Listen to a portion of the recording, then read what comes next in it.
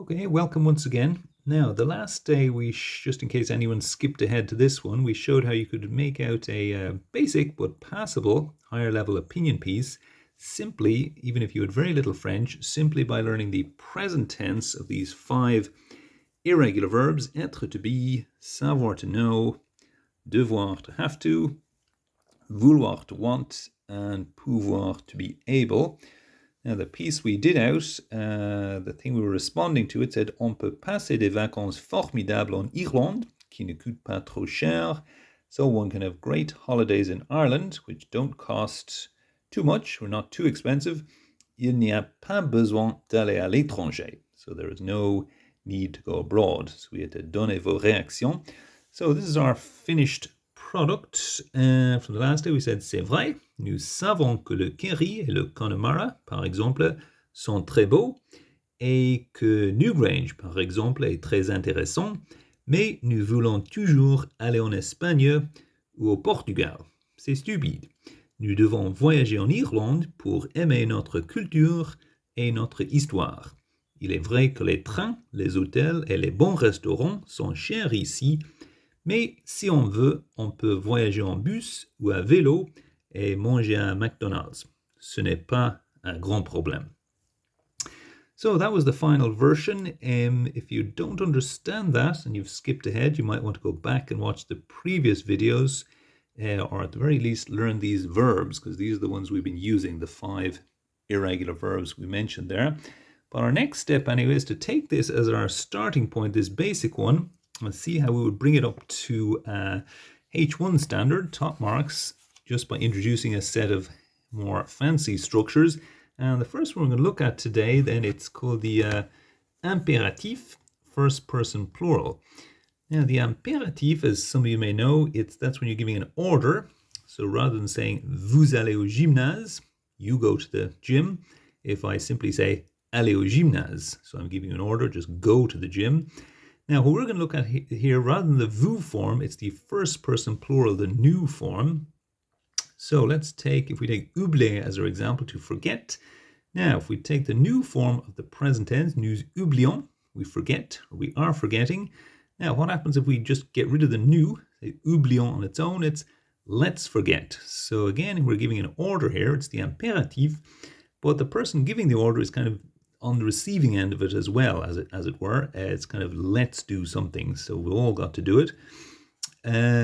Alternatively, of course, you could be saying let's n'oublions pas, let's not forget. Okay, so, and this is obviously useful then when you're giving your opinion, signaling what you think the way forward is. In the French, they use it a lot. So let's take another example. If we take the verb arrêter, now say you're writing on the theme of gender stereotypes. If you said arrêtons de croire que les hommes sont tous des machos. So again, if you want to pause for a moment, see if you can work out what that means. Croire is to believe. So arrêtons, let's stop believing that men are all machos, would be that one. Or on the theme of spending too much time on social media, if you say ne passons pas tout notre temps libre sur des réseaux sociaux comme Facebook.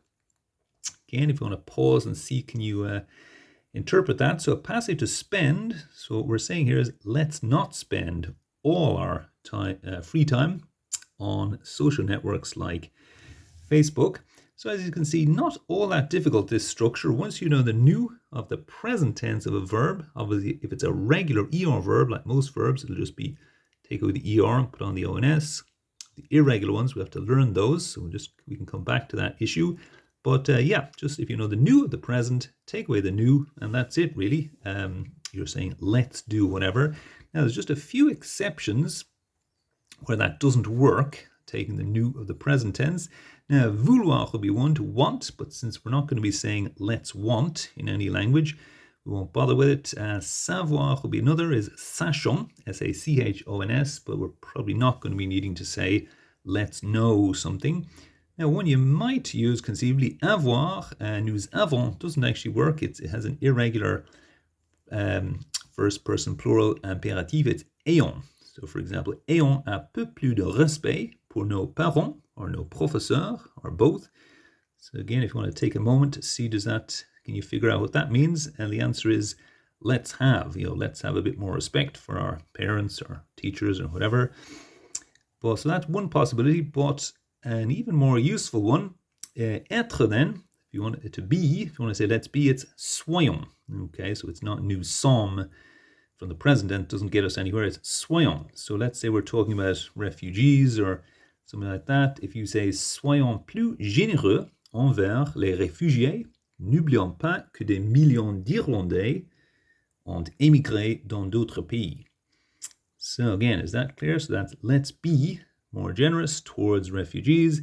N'oublions pas, as we said a few moments ago, let's not forget que des millions d'Irlandais, millions of Irish, ont émigré, have emigrated dans d'autres pays, into other countries.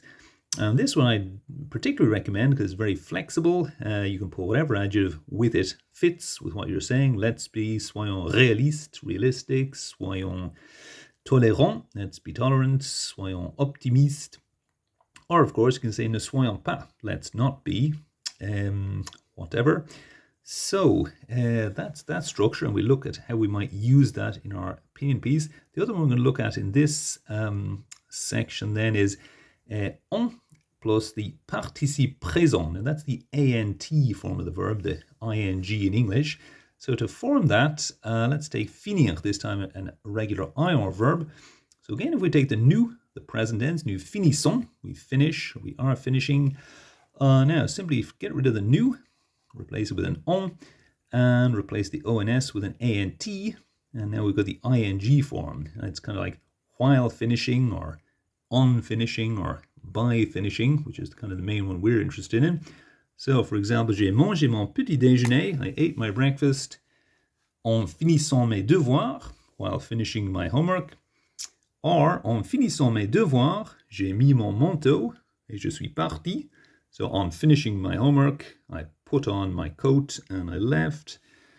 Or, that's the final one here, en finissant tous mes devoirs, j'ai montré à mes professeurs que j'étais motivé.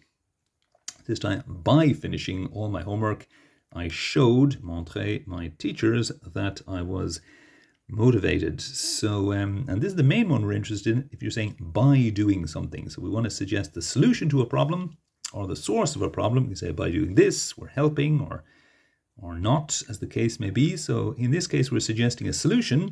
So see if this makes sense. En parlant de ces problèmes avec une autre personne, on voit qu'ils ne sont pas si graves. Again, if you want to take a moment to decide whether you can make sense of that. So parler, to talk. So what we're saying here is by talking about one's problems with another person, one sees that they are not so serious. Or in this case, we're suggesting there a solution to a problem. Now here we're suggesting the source of a problem.